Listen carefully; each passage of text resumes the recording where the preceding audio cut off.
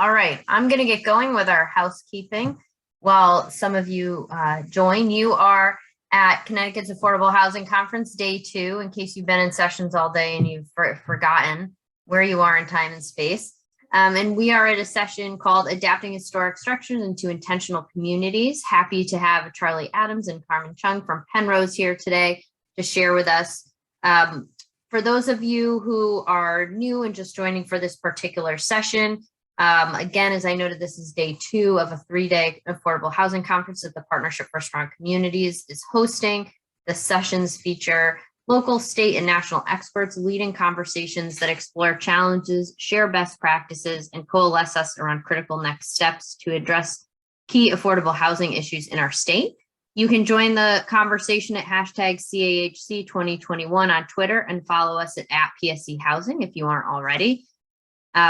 Before we turn it over to our presenters, I just want to take a moment to thank our leading sponsors, the Connecticut Housing Finance Authority and the Melville Charitable Trust.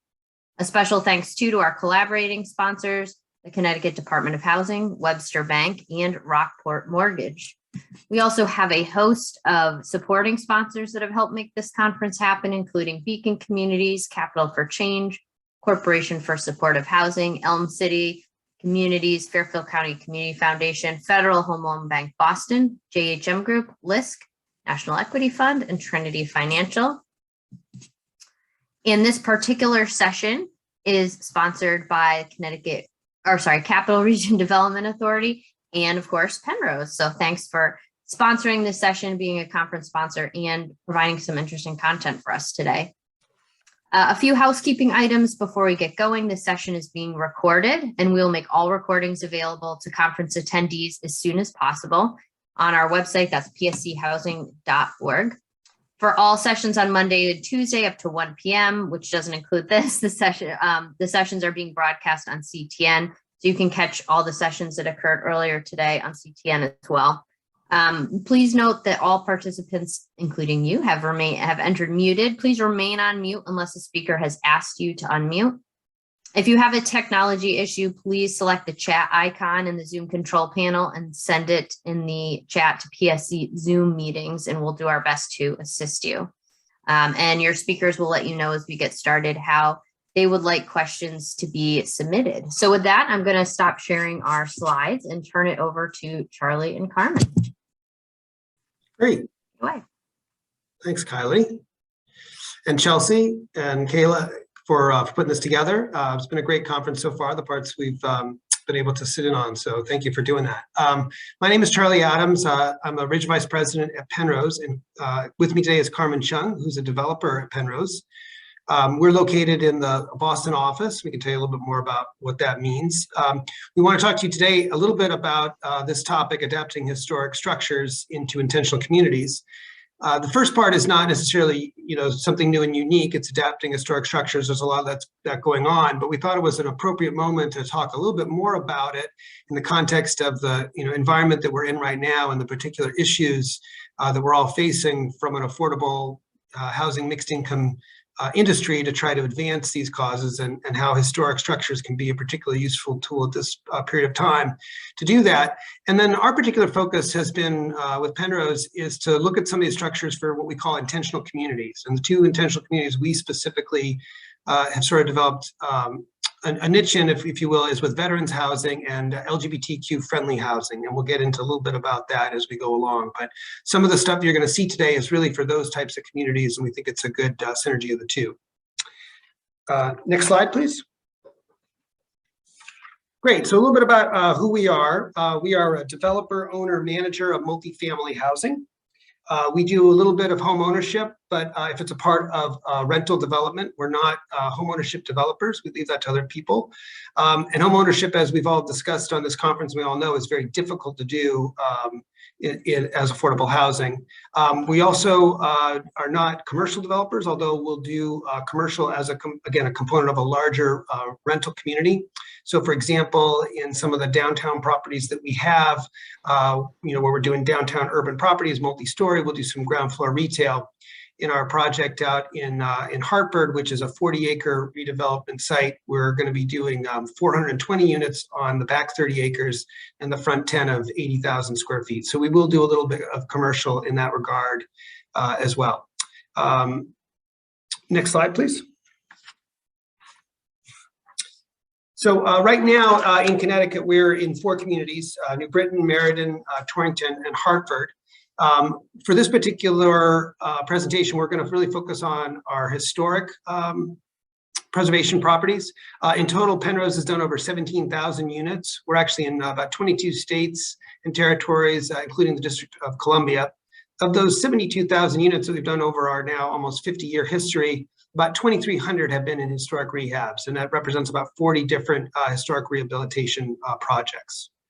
Next slide, please. So at Pennrose, it's not just about the buildings. We also really believe in creating places. So what we do in a lot of our developments is to really work on the built environment, the landscaping, really focusing on health and wellness. Places that are a lot of placemaking stuff where people can come and gather. We really found in COVID it's particularly important. Be places for people to get outside, just to be in that kind of environment, really for health and wellness, and it's been really important, and we're focusing more and more on that. Part of that also is our work. We do a lot of work with cities and towns, and there'll often be a component to a public garden or a park as part of that process. Next slide, please. Most importantly, it's also about supporting the people, and that's really at the end of the day what it's all about. It's really on the residents that we serve. We have a very robust supportive services department. We try wherever we can to actually put an actual full-time person in our developments if the budget allows. But even if we can't, we still have a large supportive services group and network that we work with. We have a particular department at Pennrose that oversees that. And it's really about improving the quality of life for all of our residents. A number of years ago, we actually started a Pennrose Foundation, which has actually been additionally helpful in supporting our folks. And then out of that grew a COVID relief fund that we created when COVID hit to specifically help some of our residents that were particularly hit by the pandemic in terms of paying their rent or access to groceries or medicine or those kinds of things. So we were in a good place to do that. Next slide. So I want to focus a little bit, since we're talking about some veterans housing, just to give you a little sense of types of veterans housing that we have done. We've done new construction as well as historic renovation, and that's sort of what the focus is of today. The one at the top is the residence of Roosevelt Park, which is an old state hospital that we did.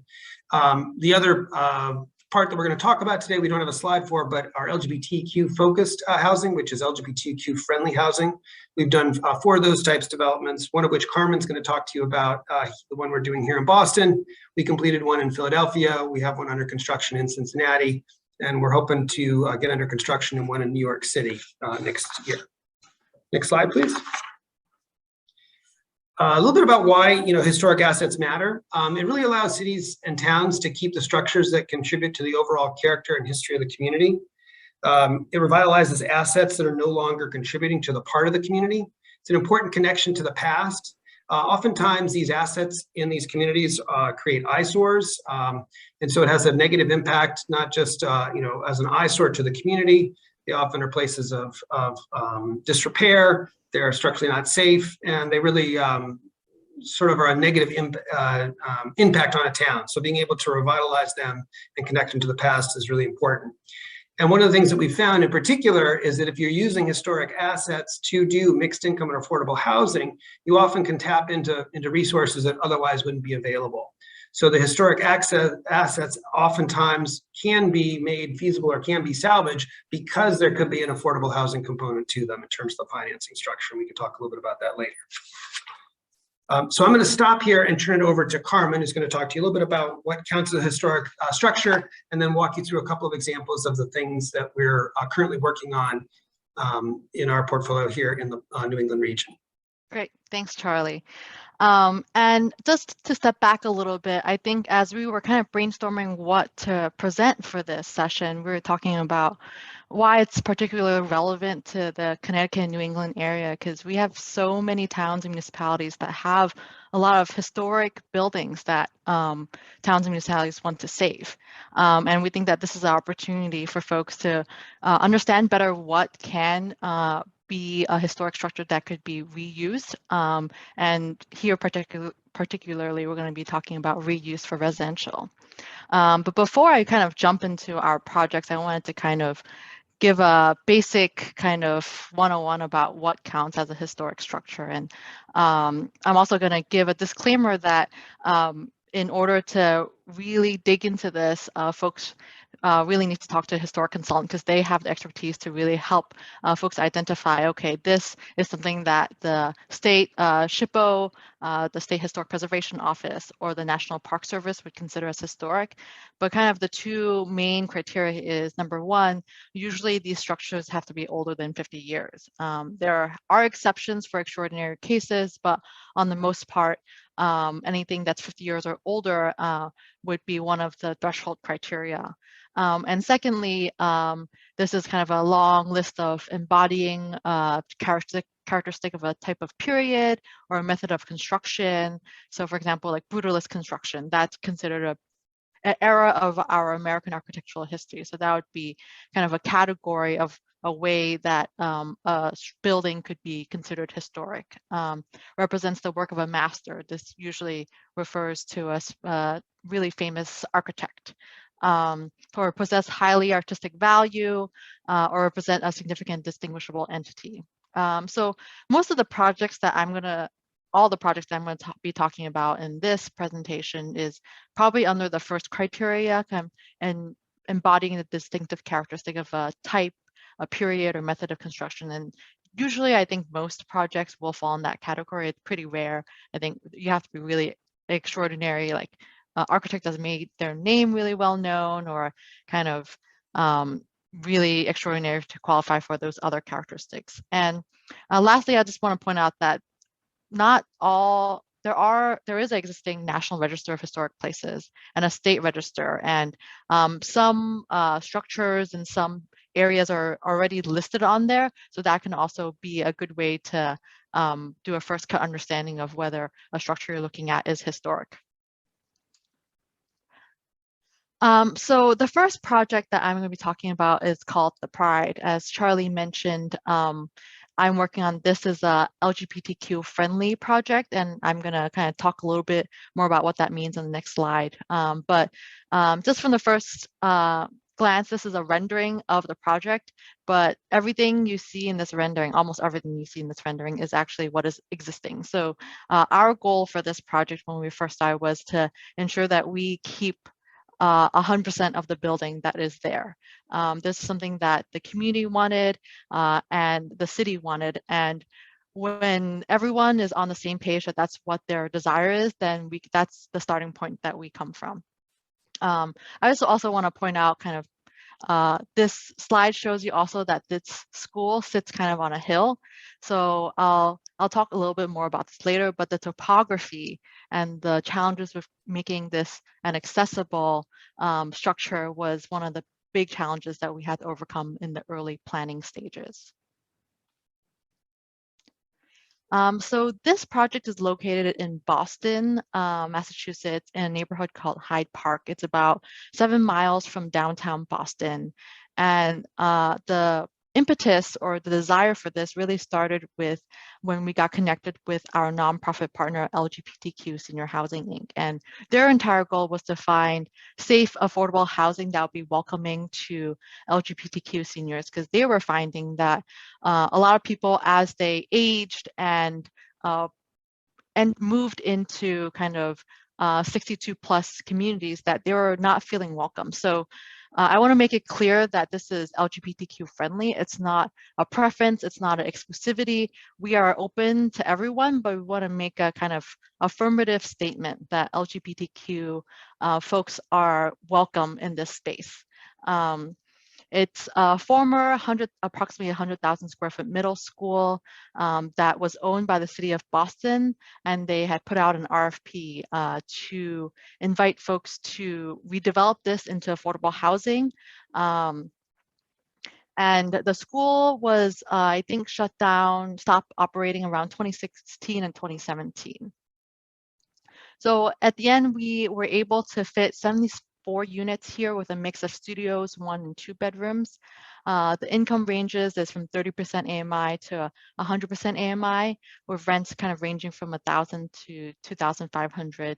But that kind of doesn't include, the 30% AMI units have subsidies with vouchers. So the 30% AMI units aren't paying that $1,000 rent you see there.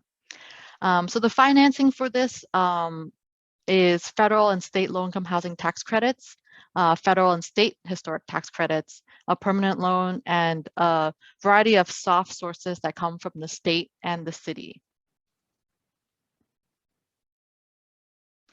As a background, also, I wanted to show you a top-down area of the building because this shows you how it's one building, but it's really 3 different buildings that were built in 3 different time periods. In 1902 was the original Wing 1, we call it, on the right, 1920s edition Wing 2, and 1933 edition. So we found that oftentimes as a building outgrows its original use, if there is additional space, additional buildings will be added to it. And they're not always worth kind of or usable to save, but in this specific instance, we were able to make it work and keep all 3 buildings. And each building has its own different plans and different structure. And sometimes even within each wing, different floors will have structurally a different kind of system. So finding and having existing plans for buildings like this when you engage in a historic adaptive reuse project is would be really helpful, but it's not always available. So here are just some kind of side exterior pictures of the building. On the top left here, this is the historic entrance to the 1902 building. On the bottom is the back side of the 1902 building. And on the right is the side elevation of the 1902 and 1920 building. And one of the things that historic really cares about are these historic entrances. And because of accessibility issues and needing to make the main entrance accessible, we actually moved the main entrance of the development from what people would naturally have assumed to be where it would be the main historic entrance to the side of the 1902 building where you kind of see this green canopy. And our architect and landscape architect were able to work some magic to make this an accessible entrance. Another key thing I want to mention is kind of what interior spaces typically are expected to be preserved. On the middle here, you see a picture of the cafeteria. On the right, you see a picture of the gymnasium and the auditorium. And typically, large spaces like this are expected to be preserved. Obviously, for this school, we had a lot of them. So we were able to arrive at a place where we were keeping the gymnasium and keeping the auditorium as is, but splitting the cafeteria into units with kind of these glazed brick kind of poles or columns acting as the corridor actually for the new residential unit corridors. And then 3 other things that are pretty often scrutinized very closely is keeping historic stairs, the corridors of these schools, as well as these door entryways. So we're going to have to keep these kind of this transom over this doorway and the side lights. And one of the challenges ends up being how to kind of make these fire rated, which does add significant amount of costs to these projects. And a point I wanted to make is that as these buildings sit there unutilized, the building will deteriorate. And that's why I want to make a point of how once these buildings become vacant, that time is of the essence to create a plan for how to reuse them. On the left here, you see kind of some water intrusion that was a result of drainage that was blocked, that led to overflow that seeped into the building. On the top right is a room that started developing mold because once a building isn't heat or cooled, makes it very susceptible to a lot of the paint peeling. And if there's any sort of water intrusion, that just becomes kind of a very inviting home for mold to grow. And also you can see in some of these two other pictures how the flooring is already starting to kind of warp. So that's the result of some water intrusion from the roof that kind of made its way into the building.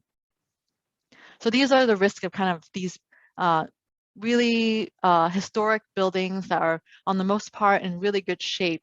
As they sit, the longer they sit, the more likely things like this will happen. So just kind of as this is the ground floor plan of the Pride. On the bottom right here, you see the management office, the resident lobby, and above that in more orange is a conference room, a resident service coordinator, a medical office. So that's kind of where the main management suite ended up being. I want to point out that one of our goals for this is not only to make it into housing, but also to revitalize this as an asset for the community. Because I had served the public for so many years, we wanted to make sure that there was some part of the development that still was kind of accessible and open to the public. So in the kind of purple maroonish color here, that's kind of what we call the kind of community side. One of our key concerns obviously was making sure that there is kind of safety and protecting our residents, but we were able to achieve that. And through kind of this door and this vestibule that splits the residential and the community side. But we have talked to kind of local YMCA, the library across the street, to various other nonprofits in the community about allowing them to use this space and bringing in the community into the building so that they are kind of integrated and knit into the larger neighborhood fabric. One other really cool, I think, initiative that we're doing is there is a local Massachusetts 54th Regiment kind of reenactment group that didn't really have a good home to store their artifacts and to meet. So we're going to be committed to providing them space in this community side to have. And in kind of looking at this floor plan also, I wanted to kind of raise some of the challenges of adapting a school into a residential project. One is for schools, we have to kind of usually stick by the classroom perimeter. So each classroom often becomes a bedroom. And here, for example, we have a 1-bedroom that is 880 square feet. So that's larger than what we'd do if we were starting from scratch. Secondly, also corridors for these are usually very wide because they're envisioning a whole class of students running out from their classrooms and needing to traverse from place to place. So the corridors are typically significantly wider. And then there's also a lot of doors that end up being held open because they need to be there to satisfy historic, but they don't really serve the purpose that we need them to anymore.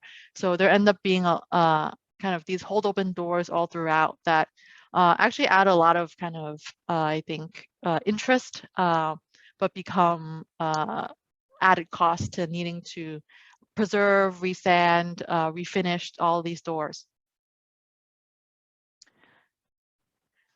And kind of thinking about the topography, going back to topography, in the previous slide, you saw that the ground, the entrance from the street level is in this ground floor.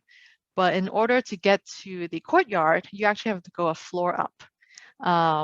And this is because this building was definitely just plopped onto this hill, and there's a lot of ledge under here, and they just kind of put it on top and dug as little as they needed to.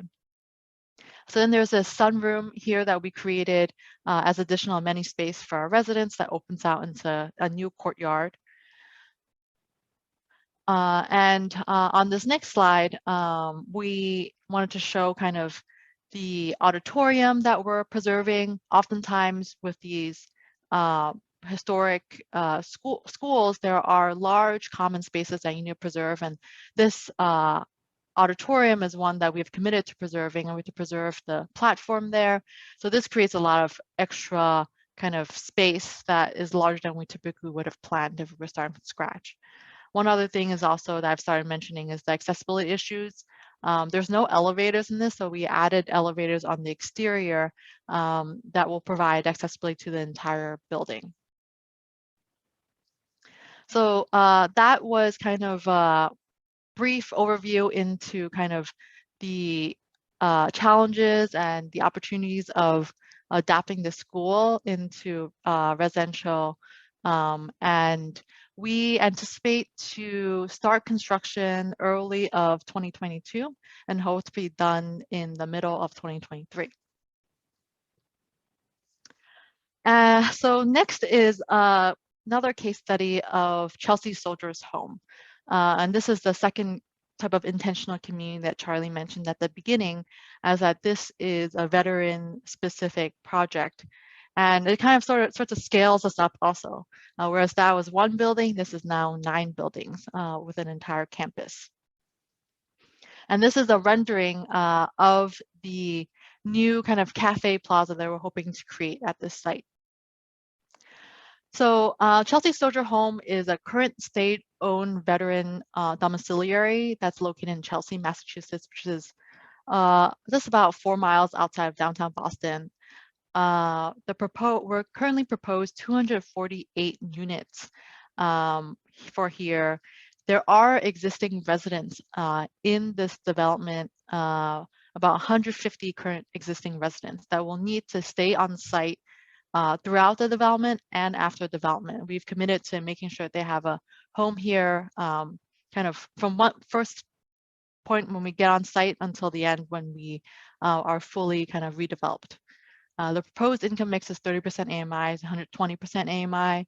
We envision that a lot of the existing residents will probably either get project-based vouchers, state vouchers, or VASH, which is the VA kind of version of subsidies. And similarly here, we're financed through federal, state, and federal, state low-income housing tax credits, federal and state historic tax credits, permanent funds, and state soft funds. And the difference here from the Pride is that this is 9 different buildings, each with its own floor plate, and each built in different eras with different heights.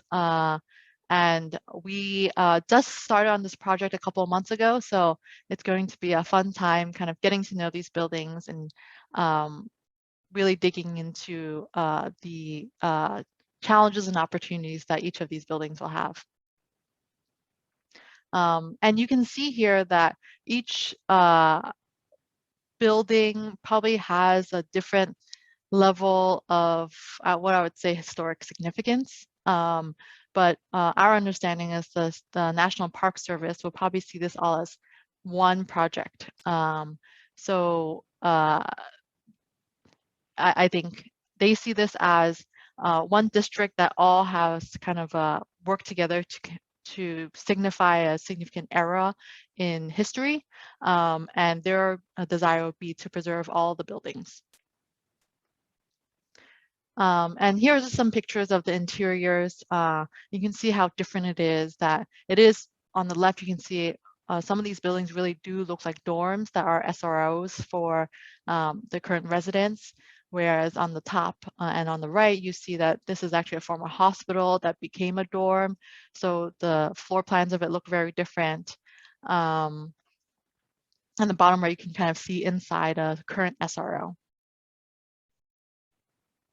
So this is our kind of site plan for the project. It's very in the preliminary stages, but given that Historic sees this as one project, we need to make sure that the entire site kind of is in compliance with historic standards. So our goal is to limit the amount of demolition we do on site, and add additions to 2 buildings and a new construction to get to the 248 unit count. It was, I guess, desired by the state agency that currently owns this property to have at least 220 units or more to make sure that we can house all the current residents as well as create opportunities for additional folks to move here. I forgot to mention in the beginning that this project does have 100% veterans preference. And one of the key things for this project in our minds, Charlie mentioned our supportive services team. We have a director of supportive services that has been integrally involved with this project from the beginning, because we understand that services will be key to the success of this project, to helping folks transition from living in SROs to living in apartments where they have their own kitchen and their own bathroom and have to do their own grocery shopping. And that our supportive services will also make sure that we bring the right kind of third-party partners on site to ensure that all of our residents are properly getting the services that they need.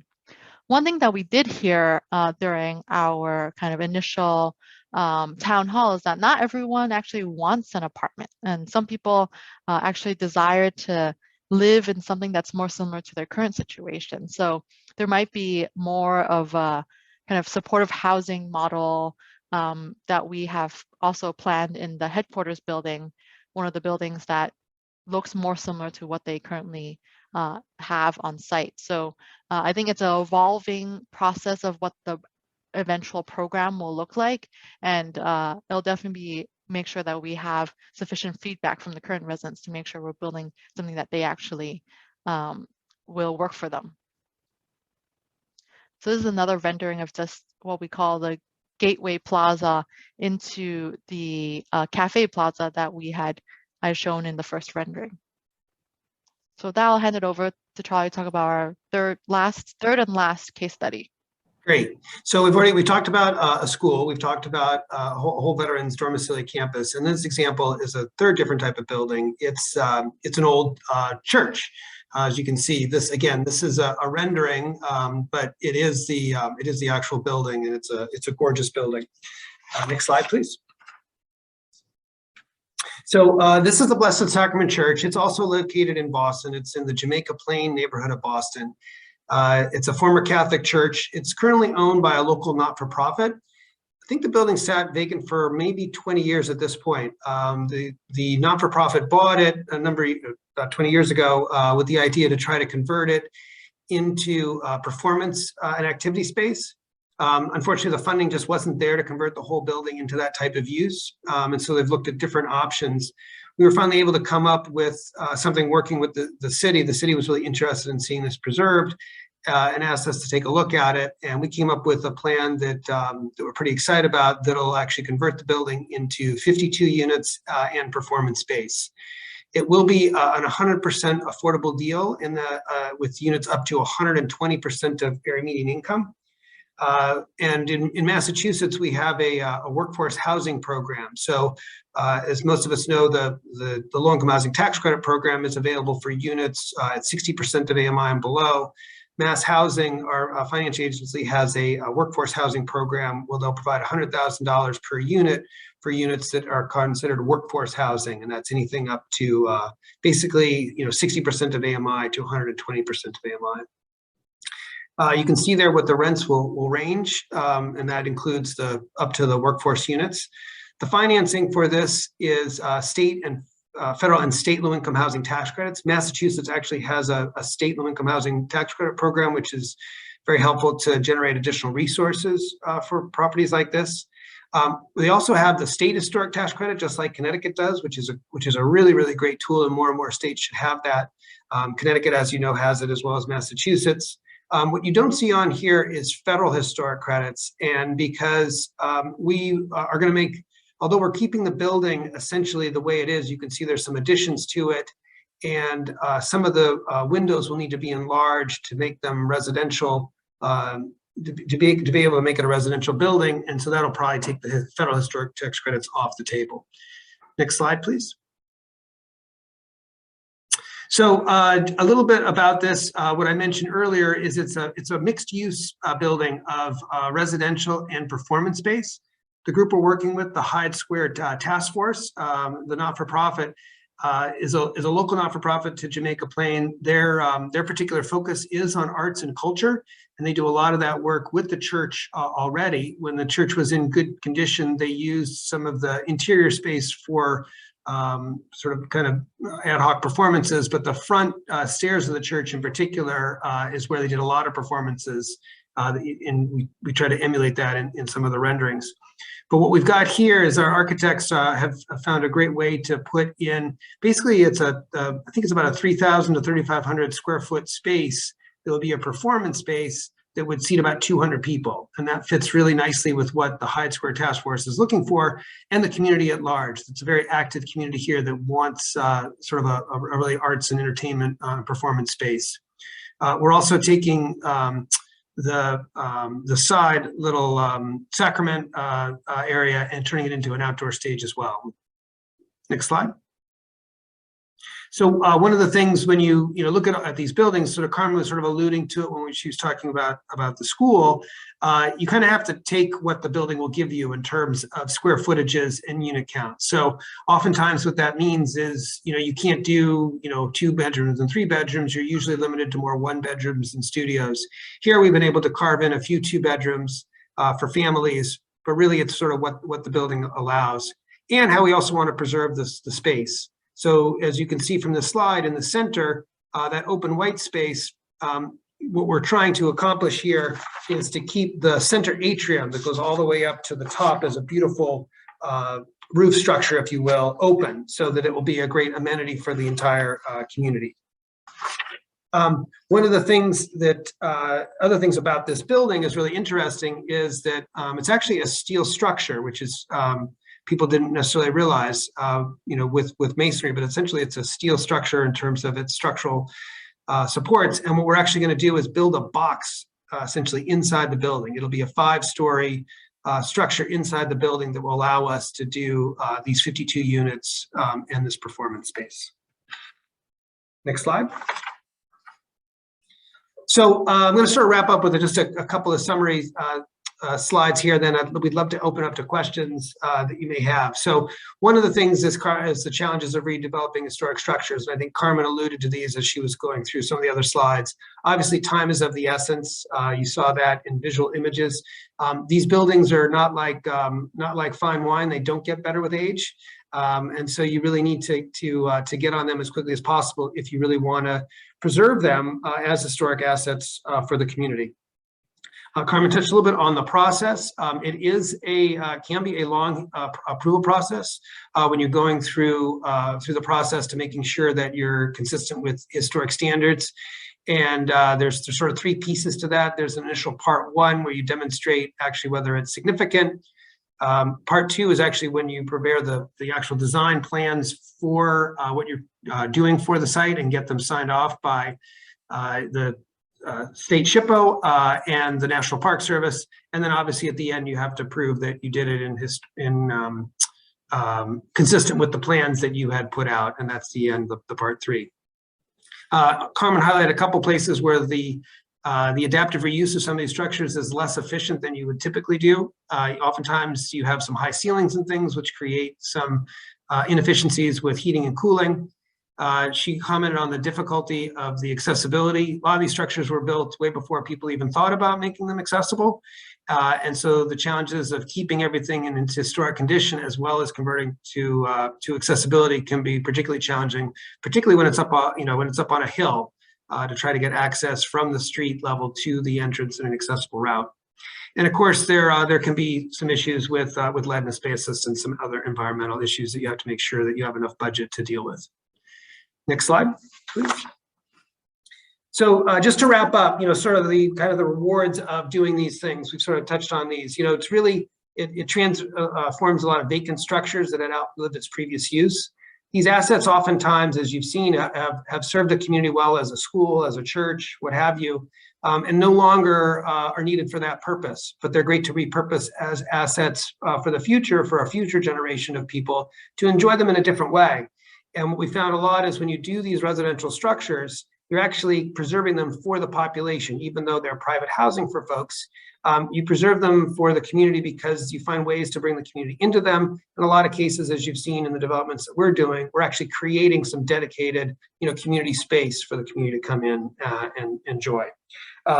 It also, as we mentioned earlier, gives us the opportunity to focus on some of the things that are particularly important to us in terms of the communities that we like to serve.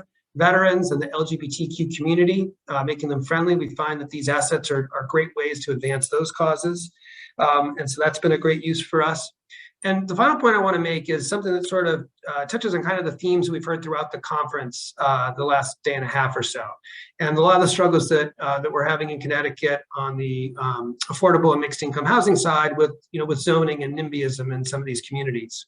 And so one of the strategies for pursuing historic structures is it cuts through a lot of those kind of NIMBY issues or zoning issues that people would normally try to rally against these kinds of developments.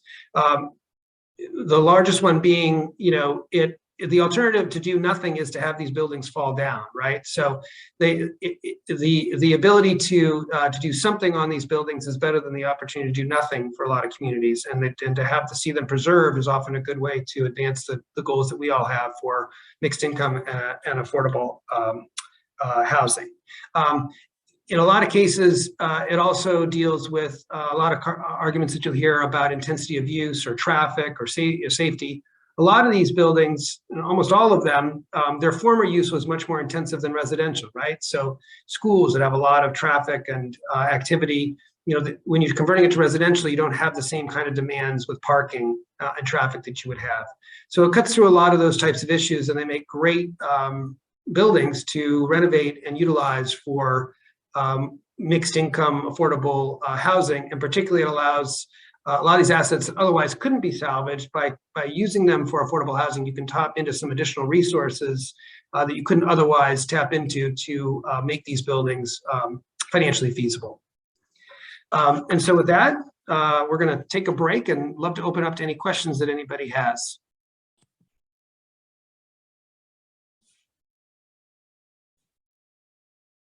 Charlie, this is Kylie. I put a question in the chat about the capital stack for the Veterans Project. Just curious, beyond the historic tax credits, what other financing sources did you use for that? Anything veteran specific? Anything different than the usual? Yeah, Carmen, do you want to touch on that, or you want me to do that one?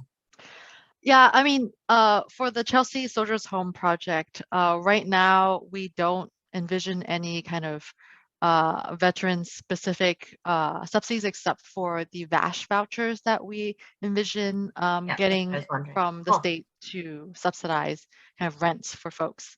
But the state Department of Capital Asset Management is kind of the ground lessor on the project, and they're integrally involved every step of the way.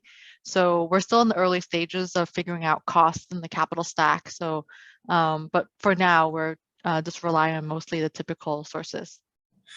But we're going to tap into some of the specific Massachusetts programs, though, that also that aren't in all the states, like workforce housing. We will use there, right? Some of the state low-income housing tax credit in Massachusetts. Those are some additional vehicles that will make it feasible there as well.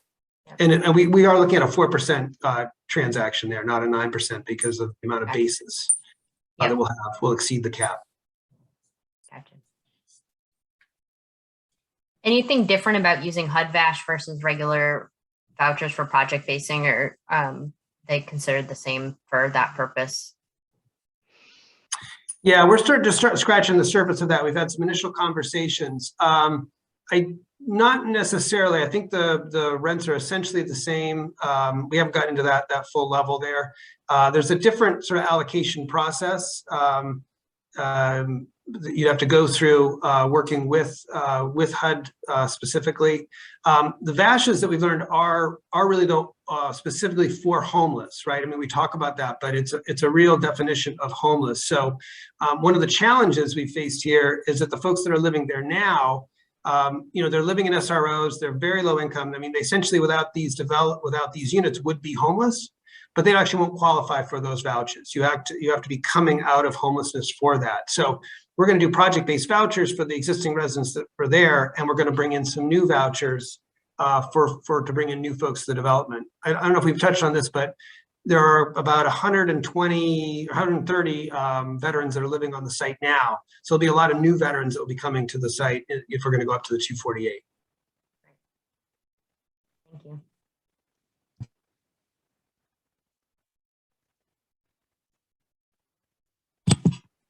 I'll ask another question if no one else is going to jump in, because I could talk about your projects all day because they're fascinating and fun to me. Yeah.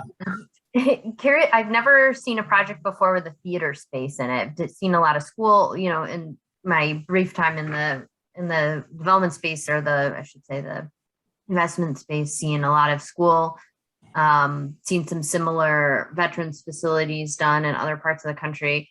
But and even some churches, but the concept of doing this theater space within that little church is really cool. But I can't imagine a number of challenges that this presents from just an architectural as well as sort of a structural standpoint. What other hurdles did that? Yeah. Have you done something like that before? And so you're kind of prepared to envision that and figure out how that worked, or was this? Yeah. So I'd say yes and no. So we've actually done, I mean, on a total other end, we actually did a huge project in New Brunswick, which actually had 2 huge theaters as part of the development. It's a really great story there, where there were 2 existing theaters that were on site that were active and functioning, but it needed new space. And there we were actually able to, it's a completely different animal. It's a 22-story building with market and affordable and office. And but we actually were able to build 2 brand new theaters for folks there using the capital stack of all the different resources we were able to get, and then turn them over to the operators when it was done. We have done that kind of theater stuff.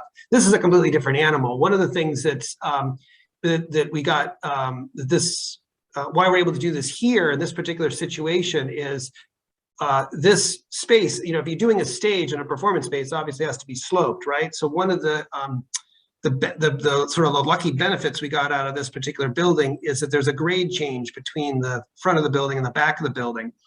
And where this is located, this ground floor is currently not fully excavated. So if you look on the right-hand side, you basically have headroom there, and then as you move from the page left to the page right, it gets lack of headroom. But it's a basement floor which we're going to be able to dig out and carve down and create it as a sloped area and floor. So it works out pretty nicely.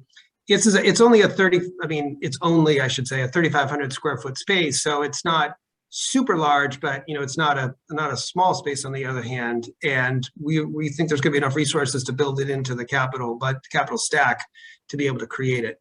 And the city is really committed to having us put some performance space in here. So, they're going to be helping us to support the financing for that space. That's really neat. I had another question that just escaped my brain, so I'll pause to see if anyone else has anything else first.